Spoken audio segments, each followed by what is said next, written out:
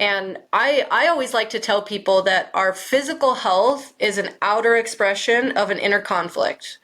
Because every decision, every action, every behavior that we have is driven from inside of us, mentally and emotionally.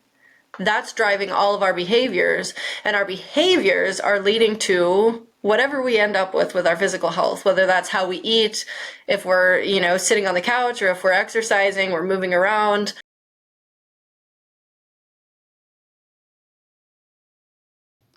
Welcome to Thriving with Diabetes, the podcast where we empower people with type 2 diabetes. I am your host, Gamden, a holistic wellness coach, helping people overcome challenges related to type 2 diabetes. I believe that with the correct knowledge, support, and mindset, you can manage your health condition more effectively and lead a more fulfilling and vital life.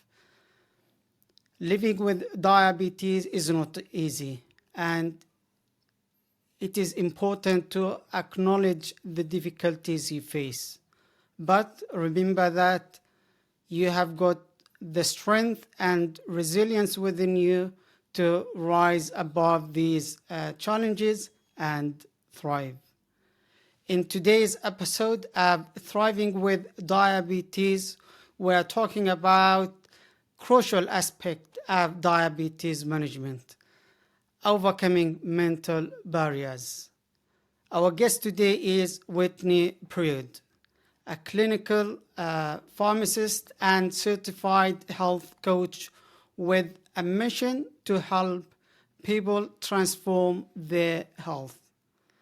Whitney's unique insights and expertise will provide invaluable guidance to help you tackle the mental and emotional challenges that often come with diabetes. So I'm so excited to have our guest with me today, Whitney Prude. As you know that our podcast is all about empowering people with type 2 diabetes to lead healthier and more fulfilling lives. And having experts on our podcast like Whitney helps us achieve that goal. And it is always inspiring to learn about our guests' perspectives and experiences. Before we dive into our discussion, I would love for Whitney to introduce herself, share some background about her and what she does. So without further ado, I will hand it over to Whitney. Whitney, welcome to the Thriving with Diabetes podcast. Thank you. Thank you so much. I'm very excited to be here. Let's start with your health journey and mission to help people transform their health. Could you share something about your own health journey and what inspired you to become a health coach? Yeah, absolutely. My journey with my health is actually pretty unique. At least I think it's unique. It's not what I planned for my life at all. And a lot of times that's what happens with our lives, right? It's usually not what we planned. But when I tell my story, I usually like to go back to when I was about 16 years old. And that's when I realized for me that life doesn't always turn out how we think that it is going to, or how we think that it should.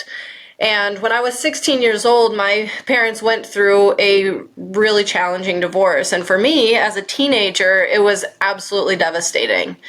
And at that point in my life, I didn't didn't really know how to deal with it. I mean, nobody really teaches us how to deal with those types of challenges. How do we survive something like that? Our family completely crumbles. All of our closest relationships are in shambles. Nobody really knows how to deal with those situations. And so what we commonly do is we bury the pain and we try to survive, right? And that's what I did. I really just kind of buried everything and tried to be a survivor. And I decided during that time that I wasn't going to allow this challenge in my life to keep me from achieving my dream of becoming a pharmacist. So I became super, super focused on becoming a pharmacist and was doing absolutely everything I possibly could to make sure that that happened. But what I ended up doing was overburdening myself to such an extreme degree, keeping myself super, super busy, overachieving, and just, burying myself in pharmacy that I essentially lost, perspective on taking care of myself and my health.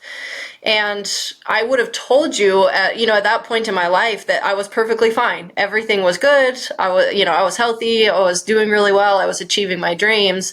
And then I had this moment where in pharmacy school, it pushed me so hard, beyond what I think that humans should have to try to live through and try to manage, that I was completely exhausted. I felt like a zombie. I was in survival mode, and I came home from school one day, and before I could even make it to my bed, I just crumbled to the floor, and I broke. It was almost like I just had like this mental and emotional breakdown, and I just sobbed. And it was really in that moment that I realized, like, I'm actually not okay. Like, I've buried a lot of this stuff. There's a lot that's going on in my life, in my personal life, with my family, with my relationships, abandoning myself, my health, all of those things. And I finally realized at that point, like, I'm not okay.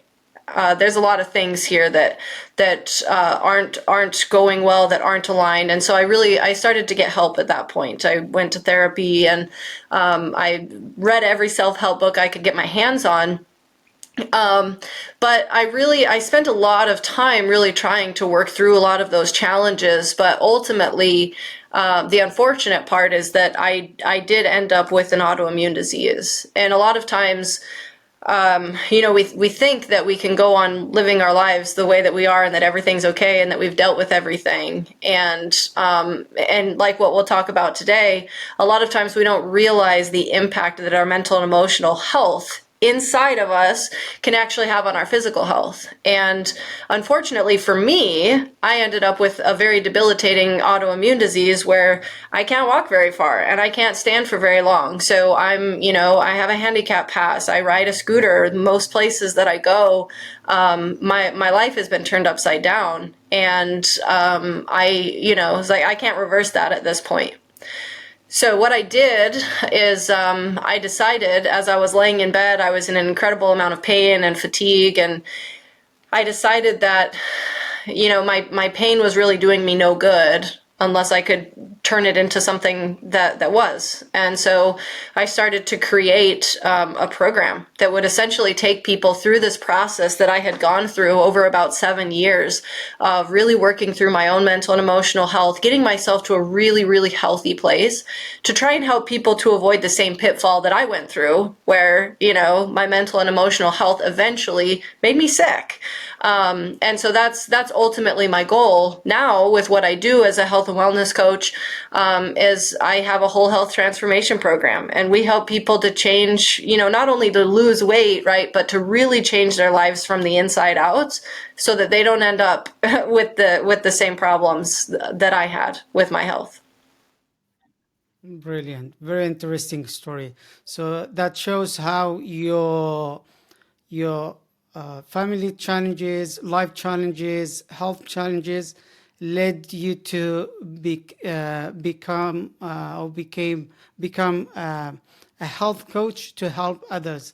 And based on your health issues or mental health, you decided to create what is called a transformational program to help others. Yep. Right. Brilliant. Very interesting. Now let's move to the next part of this episode. And you know that it is important to recognize and address the mental and emotional barriers in diabetes management or for any health condition. How do mental and emotional barriers often manifest for people dealing with diabetes or other health issues? And what are some initial steps to address them? As you mentioned, you have just mentioned that you didn't know what to do, for example, or sometimes we don't know that we don't know. Exactly.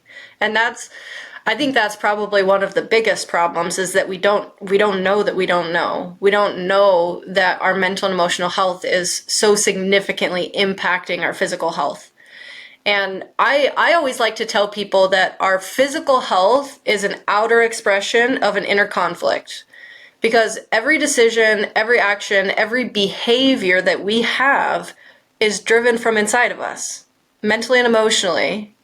That's driving all of our behaviors, and our behaviors are leading to whatever we end up with our physical health, whether that's how we eat, if we're, sitting on the couch, or if we're exercising, we're moving around, whether, we're consuming other things that are very unhealthy in our diets, all of those types of things, right? All of those behaviors are led from somewhere inside of us. So the reality is that what we don't realize is the mental and emotional piece significantly impacts where we end up with our health.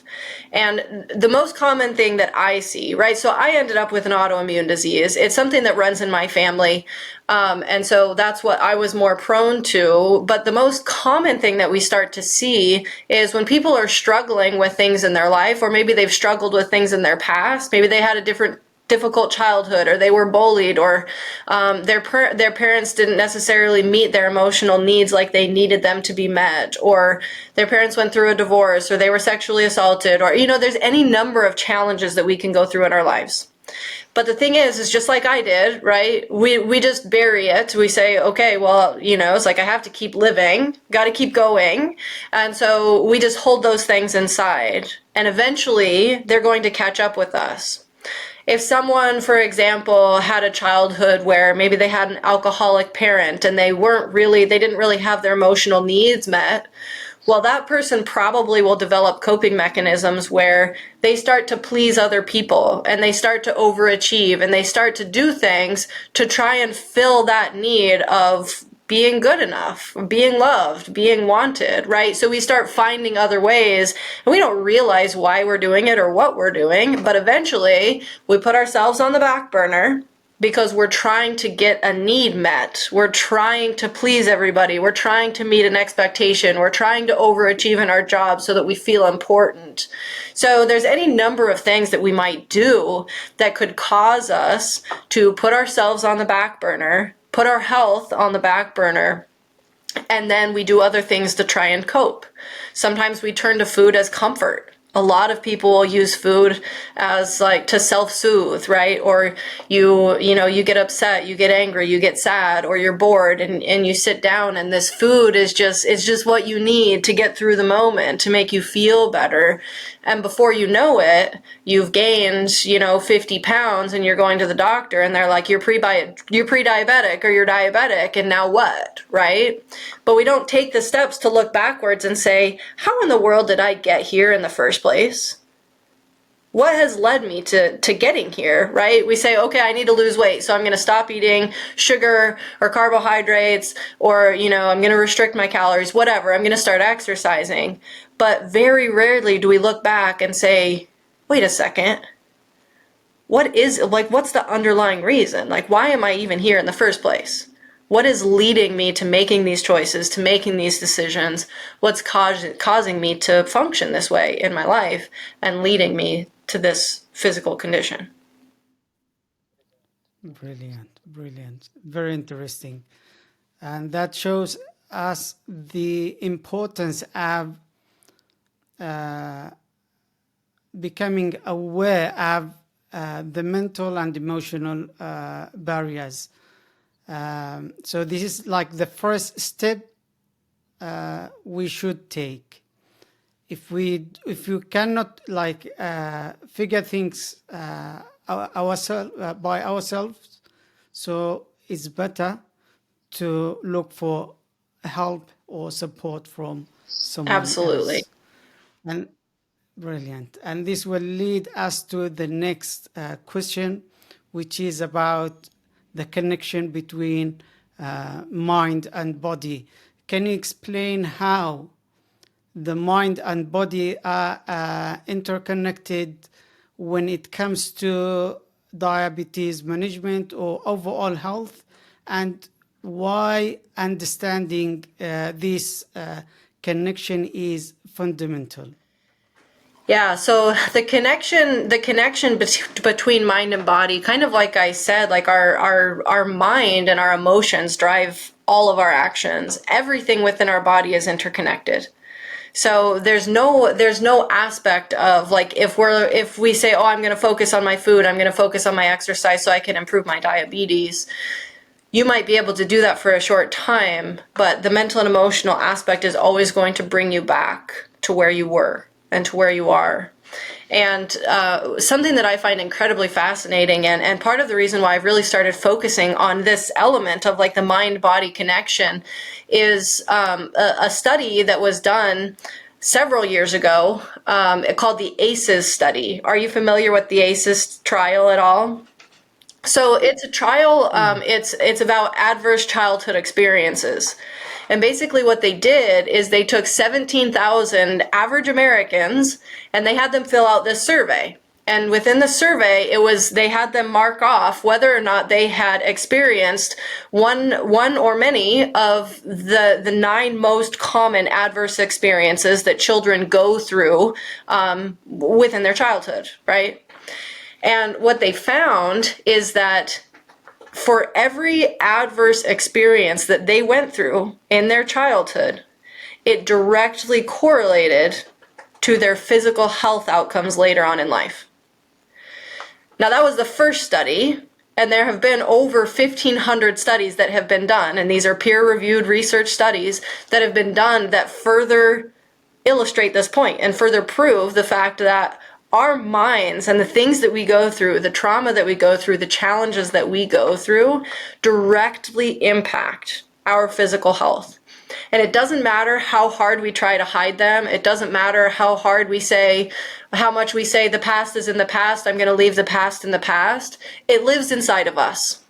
Until we really take the time to process these things, to work through these things, to acknowledge these things, to learn how to overcome them, to learn how to live our lives differently and in a very healthy way, they stay with us. They're deep inside of us. And depending on the trauma or the thing that you've been through, it is going to surface. At some point, it's going to manifest itself. And a lot of times, for most people, it starts to manifest in weight gain. And then, it's like, oh, your cholesterol is high. Oh, your blood pressure is high. Your blood sugar is high. Now you've got type 2 diabetes, right? Oh my gosh, now you've got heart issues. You've got peripheral neuropathy, all of these things. But if we don't go back and address the things that are connected to them, the things that have led us there in the first place, we're in trouble. Brilliant. Thank you for sharing these great information and insights. And you know that cortisol can affect blood sugar levels, and it is an aspect of emotional and mental health. So you just mentioned that what impact our mind will impact our physical health. Absolutely. And brilliant. And this will lead us to the next question about healthy habits. So let's talk about healthy habits, which are crucial for managing diabetes more effectively. And this can be like eating habits, shopping for food, sleep routine, and being physically active. What are the core health habits people with type 2 diabetes should focus on, and how can they incorporate these habits into their daily routine? When I work with people who are trying to improve their health, and a lot of people, since I work with a lot of people in terms of weight loss, a lot of people do have type 2 diabetes. In terms of habits, what do we want to focus on developing? The most important habits when you're looking at weight loss and just living a healthy life in general, we're looking at sleep. Sleep is crucial. A lot of people don't realize, when we think about our day, we have a super busy schedule. We've got to fit all of these things in. And a lot of times we think, okay, well, if I sleep less, right? Maybe if I only sleep 4 hours tonight, I can actually have a couple more hours to get something else done. So a lot of times we'll put sleep on the back burner. But sleep is actually crucial. If you're wanting to lose weight, if you're wanting to get healthier, you've got to get at least 7 hours of sleep a night. And even more if you can. So sleep is super, super important. And that's just, starting, if you're not there and getting that sleep, start with building a routine. Try to get yourself consistently to bed at the same time every single night and build that consistent routine. Healthy eating, of course, if you can, with eating, I like to tell people, start small, right? Start just incorporating one thing at a time. Protein is really, really important, especially even when you're diabetic. It helps with making it so that your blood sugar is not spiking. Even if you are eating some carbohydrates, your protein is very, very important. So focusing your meals around your protein, getting your vegetables, but even if it's, maybe you don't have very healthy eating, or you're not really cooking at home, you don't like to cook at home, just start small. Maybe you start with, okay, so I'm going to start eating a couple vegetables today, or I'm going to start incorporating a veggie into my lunch. And once you get better at that, so give yourself a couple weeks to just really kind of develop that into a habit, and then you can start adding something else. But the problem that a lot of people run into is they think, okay, so tomorrow I'm going to start this program, or I'm going to jump on board with whatever this is. I'm going to start going to the gym every day. I'm going to start eating healthy. I'm going to do all of these things. And the problem is that we try to jump on board so quickly that we overwhelm ourselves. And eventually we're going to fall off, right? We're going to be able to do it for a couple weeks or a month or something, but it's just not going to be sustainable long term. So I always encourage people, take one step at a time, help to solidify that into your lifestyle, and then let's start to add in another one. And slowly over time, you're going to find that as you start putting these new habits into your lifestyle, soon enough it's just going to become the way that you live. You are going to have a new healthy lifestyle. And when you look back, it's going to look like a huge change. But day by day, it's going to look so, so small. But that's really the way that you can be consistent long enough to make it, to solidify it into actual healthy habits and living a new healthy lifestyle. Brilliant. Very interesting information and helpful advice from Whitney. And it is important that you mentioned that you can start slowly and just build based on that. I'm not sure if you know or if you have heard about the study that was done here in the UK, and they mentioned that to change to a new habit, it will take about 66 days just to build new habits. And very interesting study. I was checking your website, and notice that you focus as well on nutrition and exercise as part of your approach to holistic health. And when we talk about nutrition and exercise for diabetes, that is key.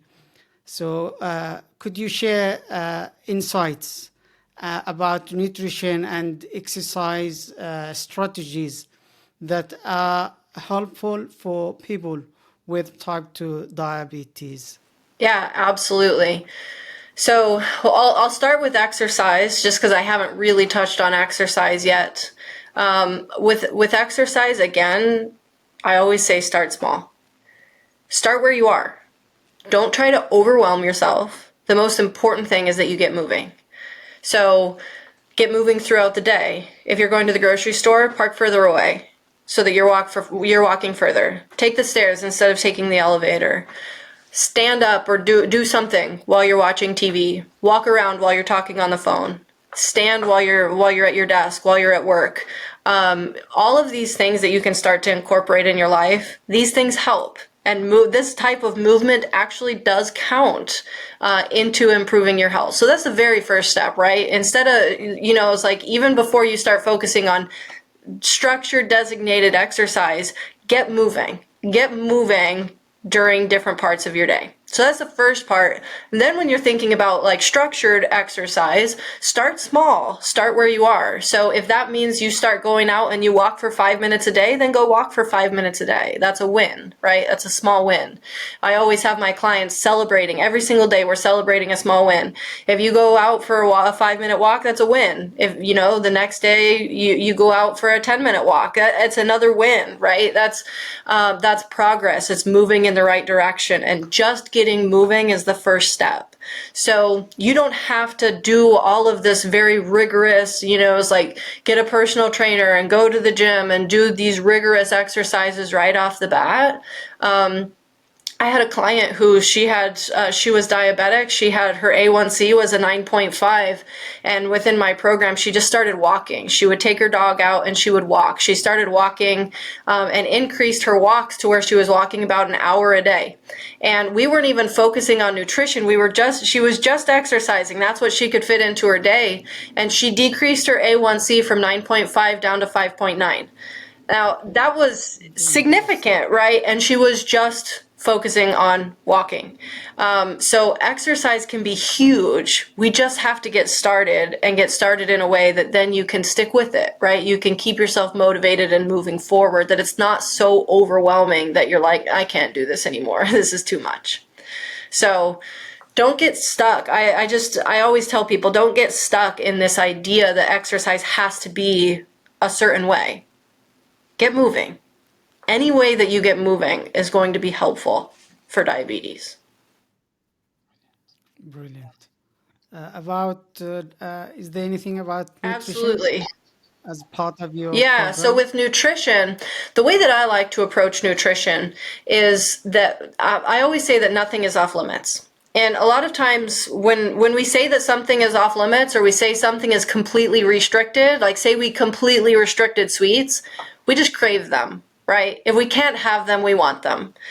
So what I try to do in terms of nutrition is we focus on trying to consume the healthiest possible foods that we can in each food group, right? So when we look at proteins, right, we're consuming the healthiest meats that we possibly can. So we're looking at our eggs, our seafood, our chicken, turkey, lean meats. It's like those are very healthy proteins. Tofu and tempeh, and it's like Greek yogurt, cottage cheese. Those are good protein sources, very healthy protein sources. And so we try to focus on consuming as many of those healthy sources as we can.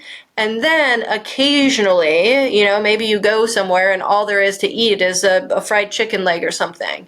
Don't just not eat if that's, what the option is, or if you were craving it one day and you wanted it, it's not like you absolutely can't have it, right? You don't need to feel guilty about those types of things, but you want it to be where, you can see these types of foods and say, I can have that if I want it, but I'm going to choose not to because it's not healthy for me and it's not helping me to get to my goal. So we start choosing not to as opposed to being forced not to because we're saying I can't. It's like my coach says I can't, so I can't do it. So that's one approach that I like to take, and that's kind of healthy proteins with carbohydrates. A lot of people think, and with diabetes, right? You want to manage your carbohydrates well. You don't want to overconsume with your carbohydrates.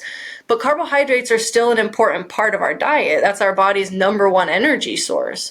So what we want to do is we want to consume the healthiest carbohydrates that we can, which are our complex carbohydrates. So, you're looking at your oats, your quinoa, your whole grains, your brown rice, fruits are also, a complex carbohydrate. Sweet potatoes, those are complex carbohydrates. You don't want to overconsume them, but when you're eating carbohydrates, you want to make sure that you're eating complex carbohydrates that are high in fiber so that they're not spiking your blood sugar. Where we get into trouble is where we're putting all of these, all of the added sugars, all of the the cakes, the cookies, the donuts, the sodas, all of those types of things is where you really get into trouble with your sugars and your carbohydrates. Brilliant. Yeah. So I mean, do you want more? Do you want more on nutrition, or is that kind of what you're looking for? Yeah, I think uh, you have just given us the overview about nutrition and exercise, just to build the foundation when it comes to nutrition and exercise.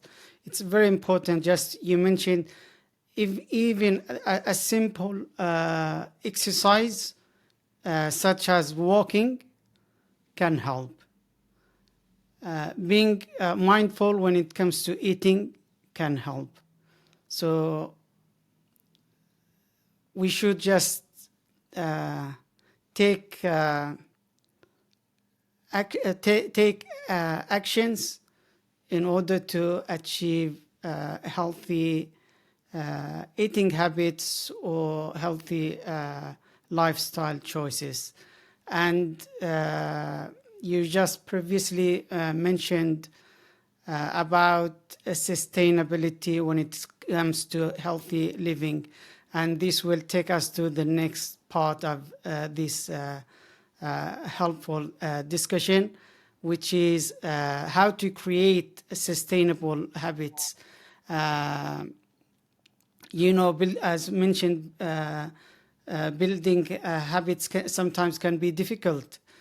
Maybe what is easy for someone, it won't. Maybe it's not easy for other. So what's the key to creating healthy habits that last, and how can people ensure these habits are sustainable for the long term? Yeah, great question.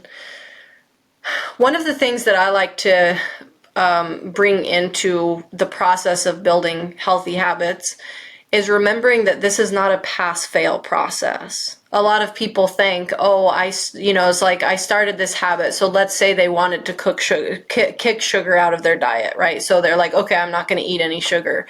And then, 5 days goes by, they have a really stressful day at work, they're emotional, they're angry, they come home, they have this massive craving for sugar, and they're like, whatever, I had a super hard day, I deserve this, right? And so then they binge on this sugar where they had set a goal to not eat sugar, right? And so then at that point, now they've binged on this sugar, it felt good for about 2 minutes, and now they feel bad, right? Because they're guilty. They've gone against themselves. They've basically just destroyed their goal that they were working towards.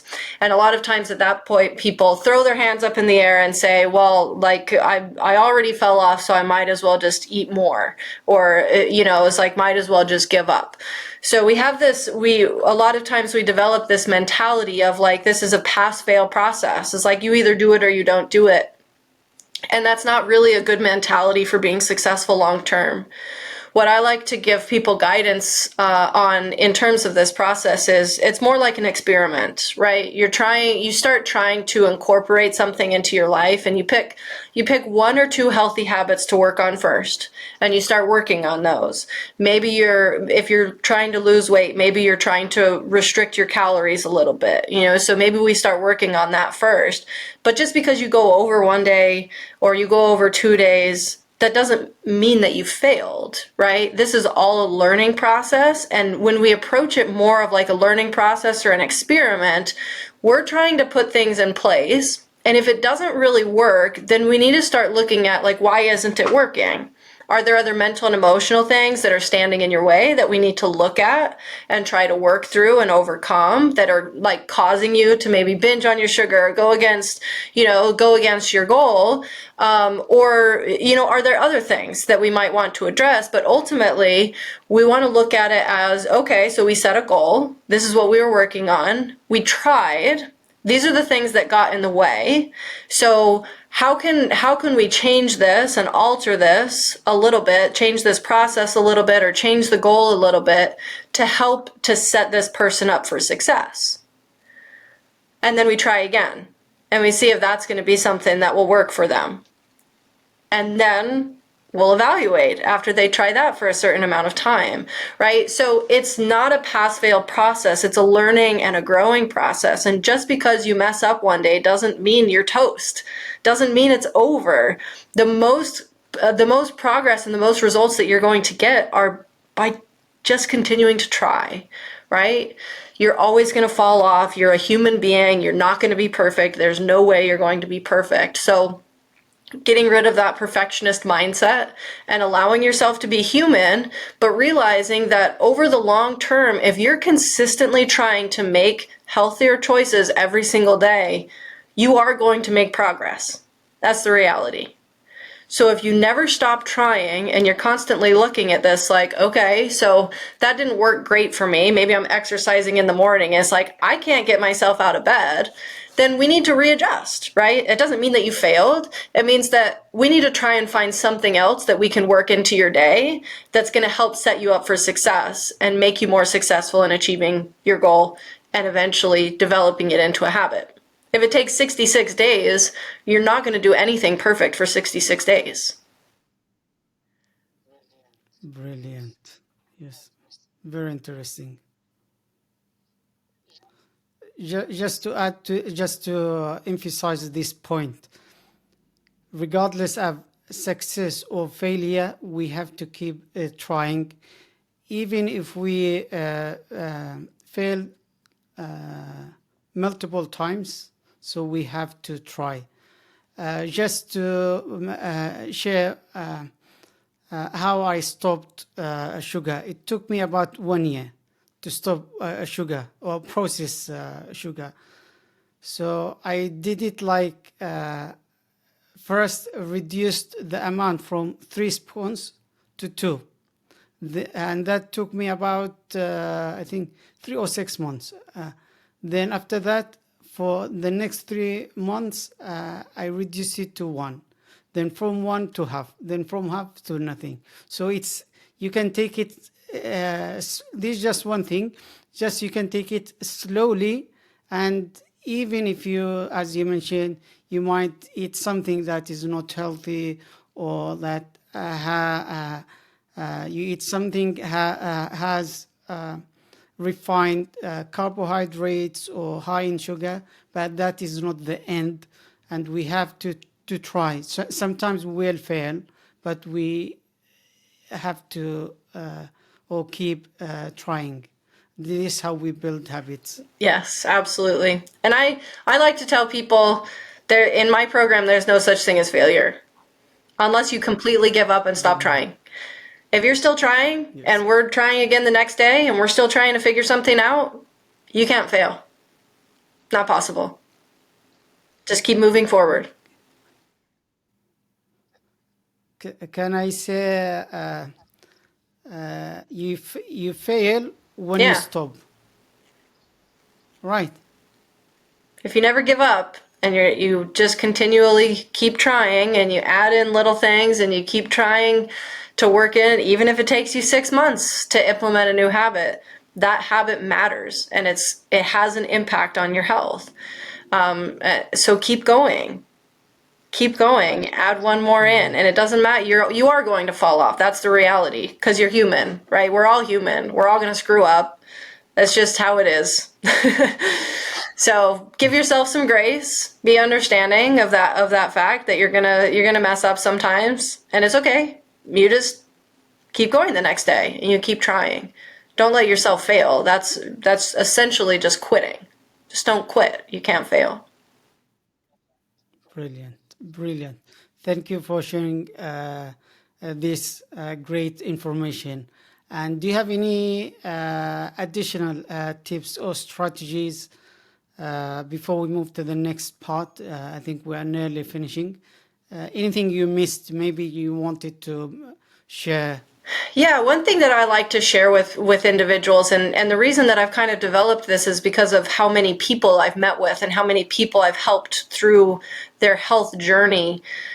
But one of the biggest things that I help people with as they go through my program is transitioning their motivation from being external to being internal. And what I mean by that is usually when we start with a health goal, we're looking at our weight, or we're looking at our blood sugar or our blood pressure or our cholesterol, and we want to change these numbers, right? We want to be healthy. We want to lose weight. We want to look better. We want to feel better when we look in the mirror. We want to feel better about ourselves. These are all external types of motivation. Throughout my program and as I work with people, what I try to help people to do is to transition that motivation from being external to being internal. And what I mean by that is when we are motivated internally, we take care of ourselves because we care about ourselves, because we love who we are. We love our bodies.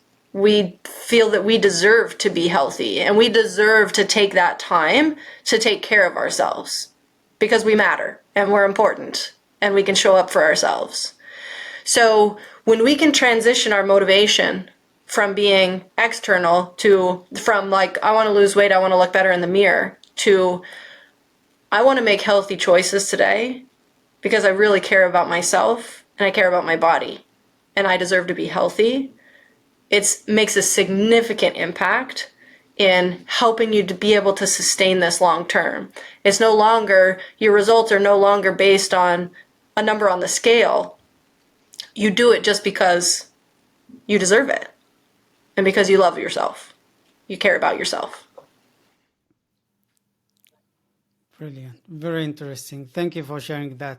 So the motivation should be internal. So it's like when we say self-motivated. Yep, 100%. Okay, brilliant. Thank you for sharing that. I have got another question for you before we end this Sure. episode. What inspiring message or advice would you like to leave with our viewers and listeners, especially those struggling with type 2 diabetes?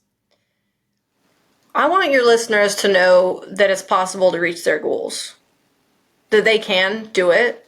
And even when they're discouraged and they're feeling like, they're trying, but they're not getting results, that it is actually possible, that they can do it. Sometimes they can't manage to do it on their own. And sometimes it's important to get help. But the reality is that if they don't give up, if you don't ever give up and you keep trying and you keep pushing yourself forward and you keep making progress on a daily basis, you're going to get where you want to go. You will get yourself healthy if you keep pushing yourself forward. So even when you're discouraged, like you're never going to get out of your current situation, don't allow yourself to just get into, this depressive mode of like, there's no hope. Like, there's no hope for me. I'm not going to be able to do this, because you can. You're in control of your life. You're in control of your decisions. There's no one that's forcing you to stay sitting on the couch. There's no one that's forcing you to eat that sugar. There's no one that's forcing you to do these things. You actually have the power to change your brain. You have the power to make healthy decisions and healthy choices. And I'm not saying that it's easy, but with consistency, you can do it. And so that's my message that I want to provide, is to just keep yourself going, because you can do it, you can get there, and you just have to keep trying to be consistent. Brilliant. Thank you for sharing these great information and helpful advice. How do people find you if they want to get in touch, learn about you and what you do? The best way to get in touch with me is through my Instagram. So my Instagram handle is My Whole and Happy Life. And that's also the same as my website. So www.mywholeandhappylife.com. So either of those places, remember My Whole and Happy Life, just all written out. And you can definitely, see a lot of the information that I put out there. Get in touch with my team if you're interested. We always do a free first call if people just want to talk to us and see, a little bit more about what we do, and if we can help them in their situation. So that's how you can get in touch with me. Brilliant. Thank you, Whitney, for these great information. So people can find you either by visiting your website or going to Instagram. Just they can write Whitney Prude, and I'm going to leave the links in the description of this Perfect. episode, so for easy access. First and foremost, I would like to express my gratitude to our amazing guest, Whitney Prude, for generously sharing her expertise, insights, and time with us today. Your contribution has truly elevated this episode, and I deeply appreciate the information you have provided. I want also to thank everyone of you, our viewers and listeners who has been watching or listening to this episode. If you are looking for additional assistance and support, I encourage you to book a discovery call with me at wellnessimpact.org. During this call, we can discuss your needs and explore how I can uh, provide personalized assistance while addressing any questions you may have. If you found today's episode is insightful and helpful, I encourage you to join our community of people who are committed to thriving with diabetes. For those who want to stay up to date, I encourage you to subscribe to our YouTube channel or follow the Thriving with Diabetes podcast on Spotify. Thank you again, Whitney, for being our guest. Thank you, everyone, for joining us on this impactful journey. Until next time, take care of your health and keep thriving.